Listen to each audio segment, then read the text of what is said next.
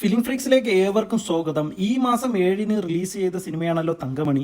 ദിലീപേട്ടൻ നായകനായി രതീഷ് രഘുനന്ദൻ ഡയറക്റ്റ് ചെയ്ത cinema box ഓഫീസിൽ കിതക്കുകയാണ്. കഴിഞ്ഞ 5 ദിവസം കൊണ്ട് ചിത്രം നേടിയത് വെറും 3,05,00,000 മാത്രമാണ്. വേൾഡ് വൈഡ് കളക്ഷൻ ഇതുവരെ പുറത്തു വന്നിട്ടില്ല. ഏകദേശം 5 to 6 കോടി രൂപ മാത്രമായിരിക്കും ചിത്രത്തിന്റെ വേൾഡ് വൈഡ് കളക്ഷൻ. ദിലീപേട്ടന്റെ സമീപകാലത്തെ ചിത്രങ്ങളിൽ ഏറ്റവും മോശം പ്രകടനമാണ് തങ്കമണിയുടെ ബോക്സ് ഓഫീസ് കളക്ഷൻ കാണിക്കുന്നത്. സിനിമ ഇപ്പോഴും ഡിസാസ്റ്റർ സ്റ്റാറ്റസിൽ നിന്നും കരകയറിയിട്ടില്ല. സിനിമയുടെ തിരക്കഥയും ടെക്നിക്കൽ സൈഡുമാണ് ഏറ്റവും കൂടുതൽ ആൾക്കാർ ചൂണ്ടിക്കാണിക്കുന്ന പ്രധാന പോരായ്മ.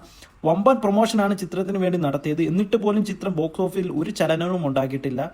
ഒരു മിനിമം ഗ്യാരണ്ടി ഉറപ്പുള്ള നടനാണ് നമ്മുടെ ദിലീപേട്ടൻ. എന്നിരുത്തിൽ കൂടി ചിത്രത്തിന് ഒരു ചലനവും ബോക്സ് ഓഫീസിൽ സൃഷ്ടിക്കാൻ സാധിച്ചില്ല.